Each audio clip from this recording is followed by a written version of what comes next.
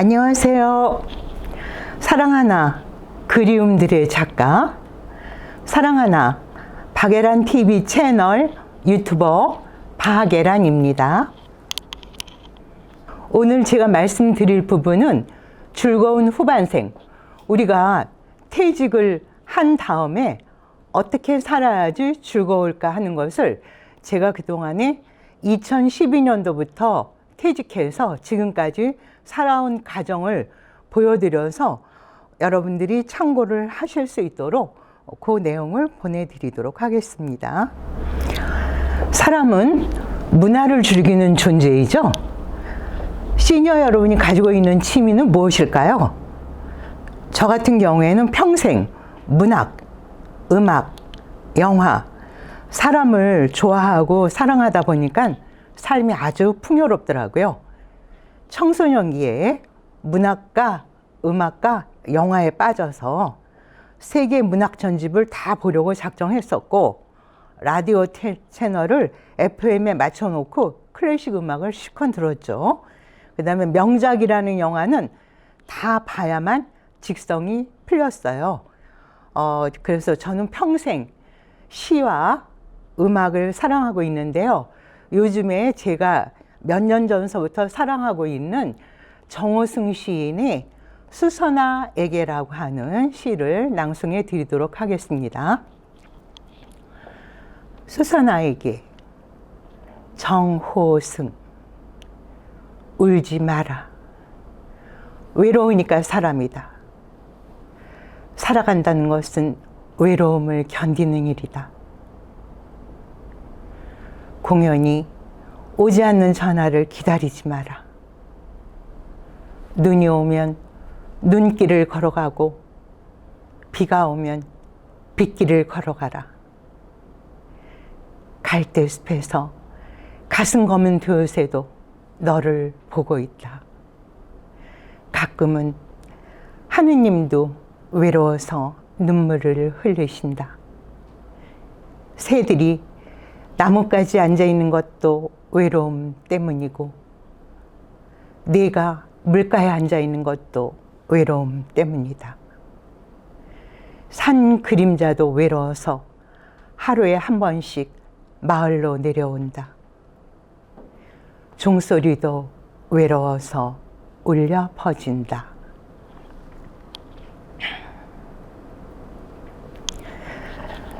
제 인생 모토는 하루를 살아도 재미있게 해요. 여러분 지금 행복하세요? 버킷리스트를 몇 개나 달성하셨나요? 저 같은 경우에는 거의 다 달성해서 이제 서든야학 스토리를 영화나 드라마로 만들면은 다 완성이 되거든요. 세상 떠날 적에 사람들이 후회하는 것이 뭐냐? 저질러서 실패한 것보다도 하고 싶은데 실패할까 두려워서 저지르지 못한 것이라고 하더라고요. 그래서 시니어 여러분도 커다란 리스크만 없다면 그냥 시작해 보시겠어요? 젊을 때 하고 싶었던 것들을 늦었다고 생각하지 마시고 시작해 보세요. 제가 그랬거든요.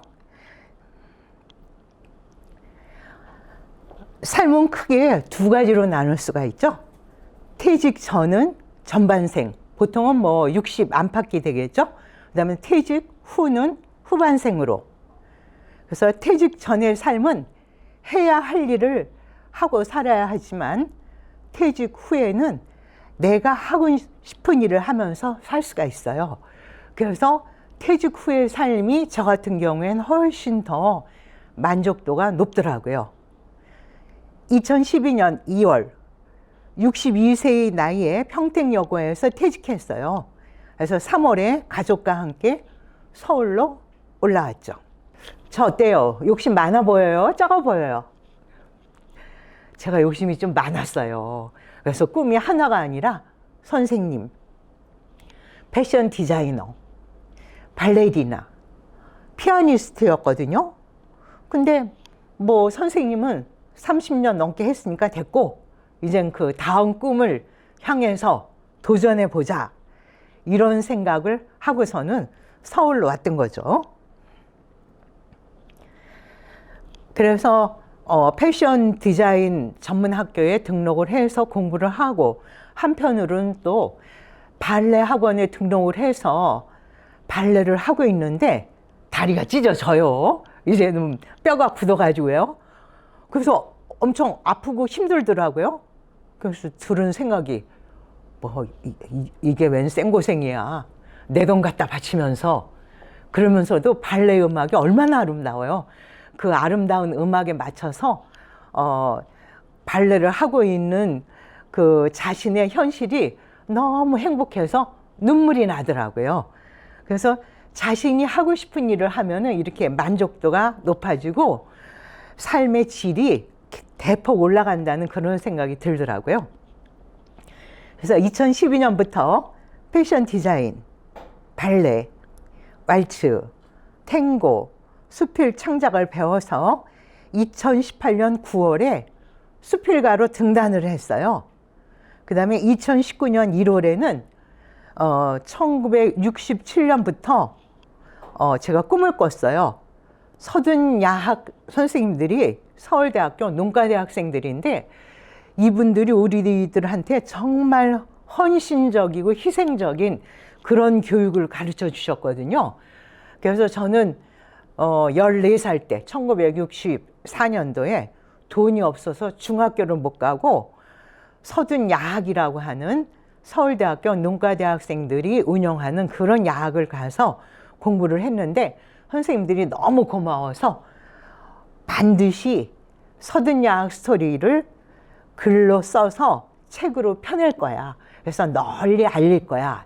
이런 결심을 1967년도에 했어요.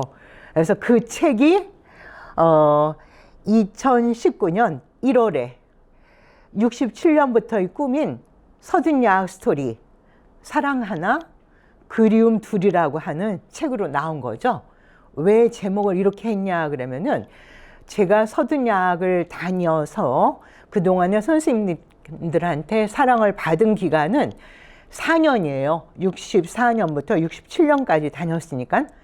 근데 그 그리움은 평생 가기 때문에 선생님들을 저는 아직도 잊지 못하고 제 가슴 속에서 쫓아내지를 못했거든요. 그만큼 선생님들의 사랑이 깊었다고 봐야 되겠죠. 그래서 그 그리움이 평생 가기 때문에 사랑 하나 그리움 둘이라고 책 제목을 적은 거죠. 그 다음에 2015년부터 모델 워킹도 배워서 그동안 패션쇼도 5번 했어요. 코엑스에서도 하고 또 라마다 호텔에서도 하고요. 그러니까 저 같은 경우에는 하고 싶은 거를 지금 다 하고 있는 거예요. 그러다 보니까는 굉장히 행복하고 삶의 질이 높다는 그런 판단이 서더라고요. 1973년도에 그때는 컴퓨터 학원이 전국에서 하나 있었어요. 어딨냐? 서울 태계로에 있었어요. 그래서 제가 수원에서 살고 있을 때인데요. 수원에서 서울 태계로로다가 컴퓨터를 배우러 다녔어요. 근데 그때 한 달 봉급이 10,000원인데 컴퓨터 수강료가 10,000원이었어요. 그걸 내면서 배웠는데 수원에서 서울까지 서울 태계로까지 다니면서 배웠는데 그것도 내 맘대로 배우는 것도 아니에요. 그때는 적성 검사를 했어요. 그래서 제가 그 학원에 맨 처음에 가니까 어떤 아줌마가 막 울고 애원을 하더라고요. 그 학원장 관계자들한테요. 왜 그러냐? 적성 검사를 봐요. 그래서 적성 검사에 떨어지면 암만 울고 불고 애원을 해도 안 붙여줘요. 내 돈 갖다 바치면서 공부하겠다는데도 안 된대요. 그런데 저는 다행히 적성 검사에 통과를 해서 그 학원을 수강을 했던 거죠. 그런 다음에 1999년 평택대학교에서 컴퓨터를 공부했어요. 그 다음에 2000년 7월에는 50세의 나이에 워드 프로세서 1급을 합격했어요. 그 다음에 2002년 8월에는 컴퓨터 활용 능력 2급을 취득했어요. 그 다음에 2018년 3월에는 한국방송통신대학교 미디어 영상학과에 3학년으로 편입해서 2020년, 이건 작년인 거죠. 2월에 졸업을 했어요. 그래서 1970년 고등학교에 입학한 지 꼭 50년 만인 2020년 70세에 대학 교육을 마쳤어요. 그래서 언론 학사를 취득했어요. 그러니까는 야학교를 다녀가지고서는 고등학교를 3년이나 늦게 들어갔어요. 그래서 1970년도에 고등학교를 다니는데 이때도 뭐 가난하니까 제가 돈을 벌면서 학교를 다녔는데 아주 그때 그냥 학교 다닐 적에 얼마나 불안했는지 모르겠어요. 만약에 돈이 없어서 고등학교를 도중에 못 마치게 되면 어떡하지? 굉장히 걱정을 한 것이 대학교는 60이 되든 70이 되든 공부를 할 수 있는데 고등학교는 지금 못하면은 못한다 이런 그 판단이 섰기 때문에 그때 아주 그냥 목이 졸리면서 그렇게 스트레스를 받으면서 고등학교를 다녔는데 70년도에 고등학교 1학년에 입학하면서 그런 생각을 했는데 꼭 50년 만에 2020년도에 대학교를 드디어 졸업한 거예요. 현재 시니어타임스 기자로 한국 시니어 블로거 협회 카페에 쓴 글이 688개가 됐어요. 이걸 책으로 엮으면 몇 권이 되겠죠? 또한 사랑하나 박예란 TV 채널을 운영하는 유튜버로 36개의 유튜브 동영상을 제작했어요. 한국 시니어 블로거 협회는 회원들이 1,900명이 넘어요. 현재 1,934명인가 되거든요. 모이면은 또 힘이 되거든요. 그래서 이 시니어들이 모여서 같이 공부하고 같이 의논을 하고 그다음에 뭐 서울 둘레길 걷기라든가 비콤 모임이라든가 같이 영화를 본다든가 또 당구를 치고 뭐 댄스를 같이 하고 이런 식으로 시니어들이 즐겁게 모여서 같이 놀고 친교를 나누고 공부를 하는 그런 곳이에요. 시니어들이 즐겁게 건강하게 놀면은 뭐가 좋으냐? 우리나라 의료비가 절감돼요. 그래서 어린애기들이 활발하게 잘 놀면은 문제가 없는 거거든요. 시니어들도 마찬가지예요. 아주 활발하게 즐겁게 놀면은 의료비 절감이 되기 때문에 시니어들이 건강하게 잘 놀 수 있도록 지원을 해주는 것이 굉장히 필요하겠죠. 우리가 살아갈 때 의미를 추구해야 할까요? 아니면 재미를 추구해야 할까요? 그다음에 좋아하는 일을 하는 게 옳을까요? 아니면 잘하는 일을 하는 게 옳을까요? 아까 제가 뭐랄까 하루를 살아도 재미있게 삶을 기품 있고 우아하게 이게 제 인생 모토라 그랬죠. 하루를 살아도 재미있게 이 말은 오랫동안 추구해온 내 삶의 모토이다. 노는 것도 연습이 필요하다. 놀이터를 미리미리 만들어놔야 된다.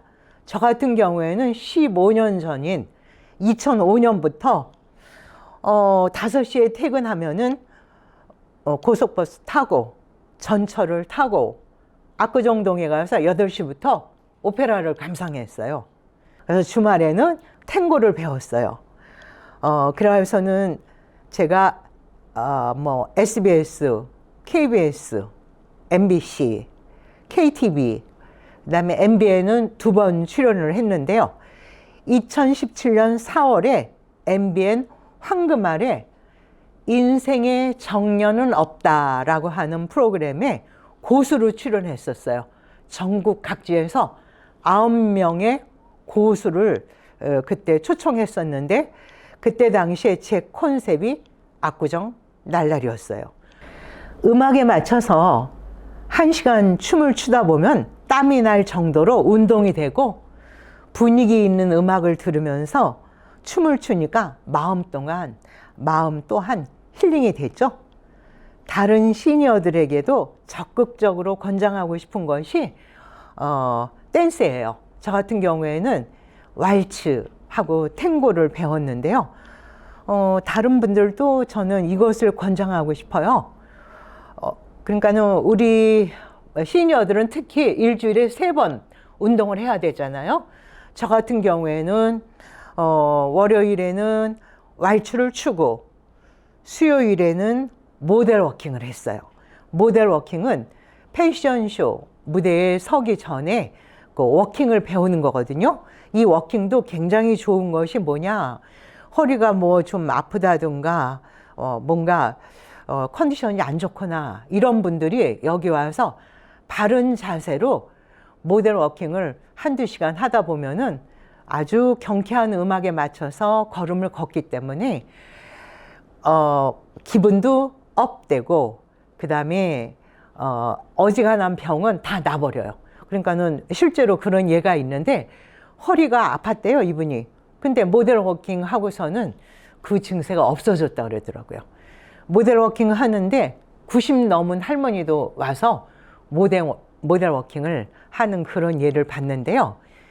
젊은 날의 모델들은 조건이 까다로워요. 뭐 키도 얼마 이상, 그 다음에 용모는 어때야 되고, 뭐 몸무게는 얼마 이하, 뭐 이런 식으로 다 제약 조건이 많은데 시니어들은 그런 조건이 없어요. 그러니까 와서 즐겁게 워킹을 하면 돼요. 그러면 마음도 즐거워지고 몸도 건강해지고. 그래서 저는 3년 동안이나 그 모델 워킹을 했었어요. 패션쇼도 5번이나 했는데 지금 내 나이가 몇 살인데 그런 걸 시작해? 내 나이가 몇 살인데 모델 워킹을 하고 뭐 왈츠를 하고 탱고를 해? 이럴 필요 없거든요. 저 같은 경우엔 나이 의식하지 않아요. 그냥 하고 싶다 그러면 그냥 무조건 저질러 버려요. 그래서 왈츠도 배우고 탱고도 배우고 모델 워킹도 하고, 그 다음에 수필 창작도 해서 제가 책까지 나왔잖아요. 그래서 여러분들도 나이 의식할 필요 없이 내가 정말 하고 싶은 게 뭔가 이걸 한번 생각해 보세요. 그래서 그거를 도전하면 돼요. 뭐 굳이 뭐라 그럴까, 나이 의식할 필요 없이요. 여러분들이 어떤 일을 하면 즐거울까요? 일본에서 이게 설문조사를 했어요. 그래서 퇴직 후에 제일 불행한 사람은 누구냐? 집에 우두커니 있는 사람이래요. 그 다음에 첫 번째 행복한 사람이 새로운 공부를 시작한 사람이래요. 그 다음에 두 번째 행복한 사람이 취미 활동을 열심히 하는 사람이래요. 저 같은 경우죠. 취미 활동을 열심히 하고 있죠. 그 다음에 사회공헌 활동도 하고 있어요. 그 다음에 열심히 봉사하는 사람이 세 번째로 행복하다고 했어요. 그래서 현재 사랑하나 박예란 TV 유튜브 채널을 즐겁게 운영하고 있죠. 시니어들이 자기가 하고 싶은 일을 차례차례 다 해보겠다는 목표를 세워놓고 차근차근 실천해 나가다 보면 삶의 질이 높아져요. 저 같은 경우에도 패션 디자이너가 되고 싶었는데 2012년 퇴직하면서부터 4월부터 패션 디자인 공부를 했어요. 그래서 런칭을 하려고 그랬더니 이게 브라우스 하나에 10,000원, 15,000원 하는데 제가 이거를 몇 개 만들어 가지고서는 개당 단가가 몇십만 원이거든요. 게임이 안 돼요, 도저히. 그래서 패션 디자이너 되는 거는 공식적으로 되는 거는 포기하고 저 혼자 예쁘게 입기를 작정했어요. 그 다음에 스타일리스트가 돼서 제가 뭐 시낭송 협회라든가 아니면 글쓰기 뭐 창작 교실이라든가 시낭송이라든가 그런 데 가면 사람들이 다 제 옷차림에 열광을 해요. 그러니까 저 나름대로 확실한 그 패션에 대한 소신이 있는 거죠. 패션은 도전이에요. 옷차림은 전략이에요. 그러니까는 좋은 제품을 만들어 놓고 뭐 이왕이면은 포장을 고급스럽게 하면은 그 상품 가치가 더 높아진다고요. 그래서 저 같은 경우에는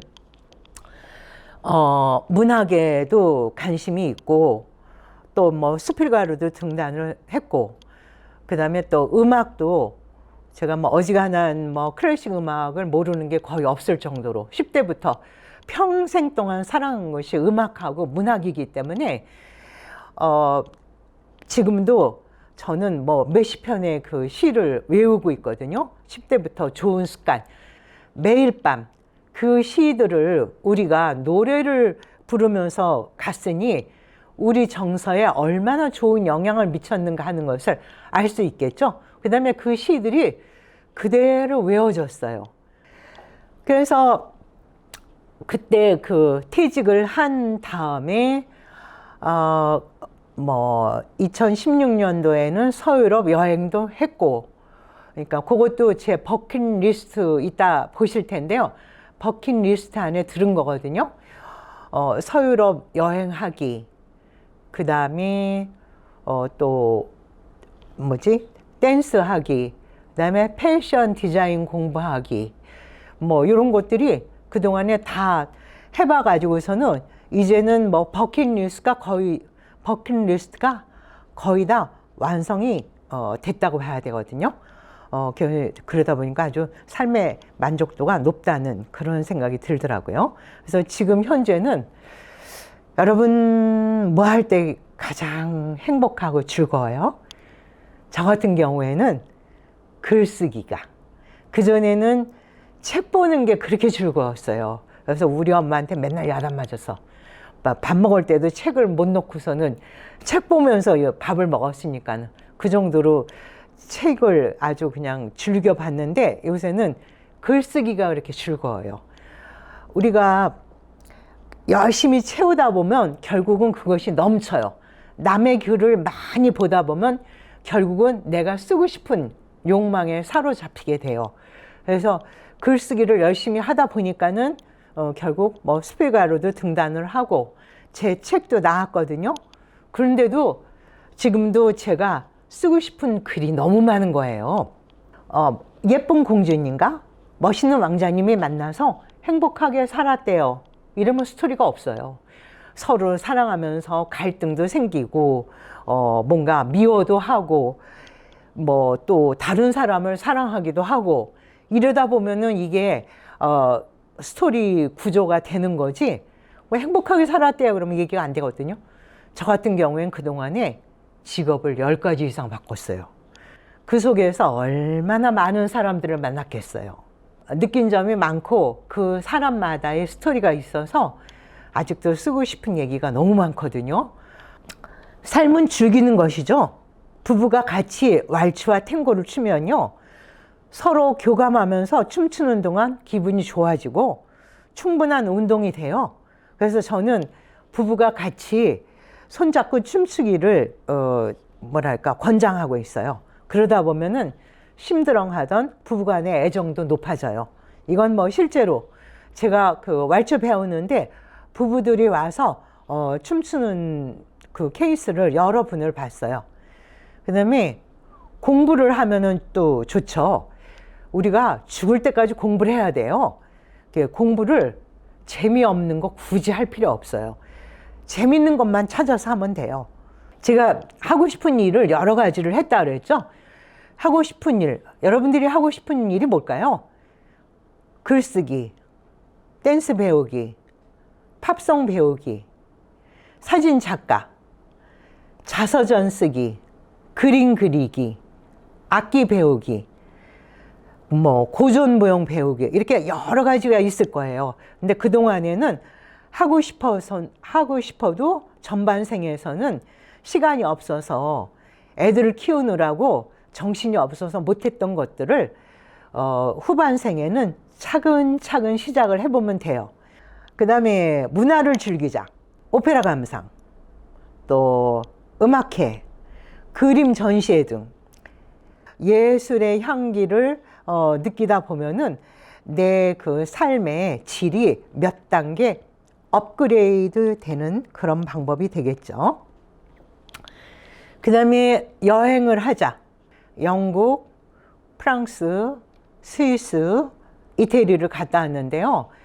갔다 온 거하고 그렇지 않고 여기서 그냥 여행 채널만 보는 거하고는 다르더라고요. 아, 저기 갔었지? 그때 무슨 느낌을 받았지? 저기서 어떤 사람을 만났지? 이런 것들이 다 연결이 되면서 아주 즐거운 추억으로 남아있거든요. 그래서 다른 문화권 사람들의 삶과 색다른 풍광을 즐겨보세요. 그 다음에 이색적인 문화를 또 체험해 보는 거예요. 거기 가서 그 사람들이 먹는 음식, 그 다음에 어떤 과일을 먹고, 그 다음에 놀이는 어떻게 하나, 아이들은 어떻게 키우나, 이런 거를 우리나라하고 비교를 해보면서 체험을 해보는 것도 좋은 경험이 되겠죠. 감사하자. 여러분 지금 생활에 고맙게 생각하나요? 저는 너무 감사해요. 저는 뭐랄까, 그렇게 모으는 거는 별로 못해요. 돈을 모으지는 못했는데 충분히 저는 아주 제 생활에 감사하고 있어요. 나는 내 마음의 주인이에요. 더 갖고 싶은 욕망을 가지고 있으면은 끝없이 불행해요. 그러니까 99마리 양을 가지고 있는 사람이 한 마리만 더 있으면은 100마리를 채울 수 있다. 이러면 이 사람은 계속 불행한 거예요. 근데 한 마리 가지고 있는 사람이 나는 양 한 마리가 있어.